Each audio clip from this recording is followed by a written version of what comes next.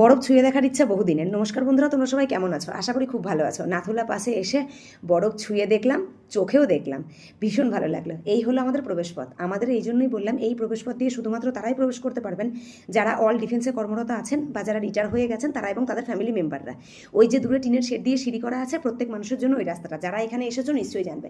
আমার হাজব্যান্ড সিআরপিএফে কর্মরত। এই স্পেশাল জায়গাটায় ফটোশ্যুট করার সময় ভীষণ গর্ববোধ করছিলাম। ফটোশ্যুট করার পর ডিসাইড হলো কে কতক্ষণ হাতে বরফ ধরে রাখতে পারে। অবশ্যই আমার বাবাই জিতবে, তার কাছে তো আমরা চুনোপুটি। ফটোশ্যুট করে চলে আসলাম নাথুলা পাসের টপে। এই হলো সেই জায়গা। ওই যে লাল রঙের চেন দেওয়া আছে, তার উল্টো দিকে যে বরফ, যতই মনের ইচ্ছা থাকুক, হাত পা কোনোটাই কিন্তু আমরা দিতে পারবো না, কারণটা তোমাদের প্রত্যেকেরই নিশ্চয়ই জানা। আবারও ফটোশ্যুট করলাম, বেশ ভালো করে জায়গাটা দেখলাম। একটা জিনিস দেখে বেশ ভালো লাগলো, যারা দেশের দশের জন্য দিন রাত এক করে দিয়ে নিজেদের সবটা দিয়ে সমানে লড়ে চলেছে যাতে আমরা একটু ভালো থাকতে পারি বলে, তাদের যেখানে একটু সম্মান দেওয়া হলো, সত্যিই বলো তারা এই সম্মানের অধিকারী নয় কি?